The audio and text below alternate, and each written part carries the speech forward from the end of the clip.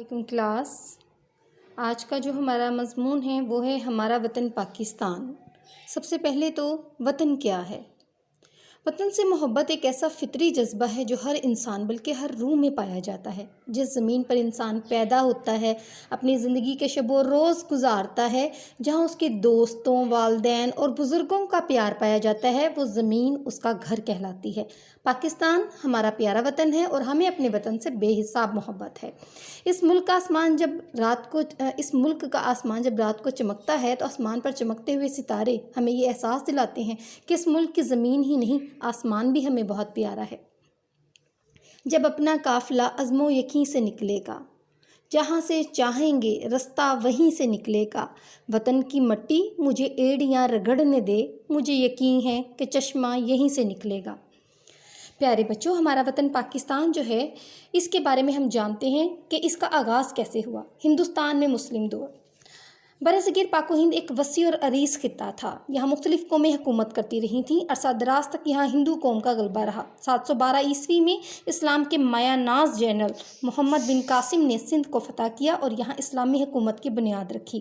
رفتہ رفتہ اسلام پورے خطے پر غالب آ گیا، کیونکہ محمد بن قاسم نے کہا تھا کہ جو لوگ بھی اسلام کے دائرۂ کار میں اگر آ جاتے ہیں تو ان کو امان ہے، اور اگر وہ اپنے ہندو مذہب پر رہنا چاہتے ہیں تو بھی ان کو آزادی ہے۔ اور ان کی اس رواداری کی وجہ سے بہت سے لوگ جو ہیں وہ اسلام کے دائرے میں داخل ہو گئے اور یہاں مسلمانوں کی مضبوط مرکزی حکومت قائم ہو گئی۔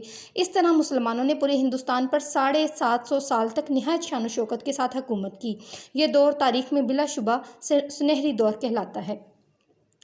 غلامی کا دور۔ اپنے ہی ہاتھوں کیا جال بنا ڈالا، بہت خوبصورت تھا کبھی یہ ملک، نظر کھا گئی ہو خوشیوں کو جیسے، خوابوں کی جنت تھا کبھی یہ ملک۔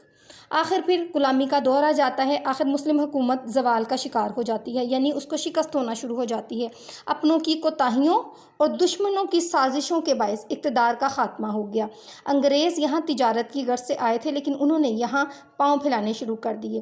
انگریز یہاں پر تجارت کے بہانے آئے تھے اور ایسٹ انڈیا کمپنی انہوں نے یہاں پر قائم کی تھی کہ ہم اپنا تجارت کے بعد یہاں سے چلے جائیں گے، لیکن انہوں نے یہاں پر جیسے اپنا کاروبار مضبوط کیا، ان کے قدم یہیں پر جم گئے اور آخر وہ پورے برصغیر پر چھا گئے۔ انگریزوں نے یہاں کے باشندوں کو، یعنی یہاں کے رہنے والے لوگوں کو 200 سال تک غلامی کی زنجیروں میں جکڑے رکھا۔ غلامی کا یہ بدترین دور تھا، بقول علامہ اقبال، تھا جو نہ خوب بتدریج وہی خوب ہوا کہ غلامی میں بدل جاتا ہے قوموں کا ضمیر۔ کہ جب غلامی کا دور آ جاتا ہے تو قوم جو ہے وہ ان کے ضمیر بھی اتنے بدل جاتے ہیں کہ جو کچھ جو ہے وہ ان کو کبھی ناپسند ہوتا تھا غلامی میں، وہی ان کو پسند آنا شروع ہو جاتا ہے۔ تحریک آزادی۔ آخر مسلمان خواب غفلت سے بیدار ہوئے اور انہوں نے حصول آزادی کی تحریک شروع کی۔ سلطان ٹیپو شہید نے آزادی اور حریت کا پیغام دیا تھا۔ انہوں نے اپنی ساری زندگی جو ہے آزادی کے لیے کوششیں کرنی شروع کر دی تھی، اور ان کا مشہور قول ہے کہ گیدڑ کی 100 سالہ زندگی سے شیر کی ایک دن کی زندگی جو ہے یہ اس کو پسند کرتے ہیں۔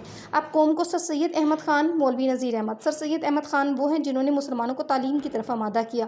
مولوی نذیر احمد نے اپنے ناولوں کے ذریعے، مولانا شبلی نعمانی نے مختلف لوگوں کی، ہمارے آباء و اجداد ان کی سوانح نگاری کے ذریعے، مولانا حالی نے اپنی اچھی شاعری کے ذریعے، اور علی برادران اور مولانا ظفر علی خان جیسے عظیم رہنما جو ہیں وہ میسر آئے اور انہوں نے اپنے ان کارناموں کے ذریعے آزادی کے پیغام کو پھیلایا، جنہوں نے قوم کو ایک نئی زندگی کا پیغام دیا۔ ان سب سے بڑھ کر علامہ اقبال رحمۃ اللہ علیہ نے اپنی ولولہ انگیز شاعری کے ذریعے سے، یعنی اپنے دلوں کو گرما دینے والی شاعری کے ذریعے سے قوم میں ایک نیا جذبہ اور تڑپ پیدا کر دی۔ اس طرح مسلمان ایک نئے جذبے سے سرشار ہو کر آزادی کی منزل کی طرف رواں دواں ہو گئے۔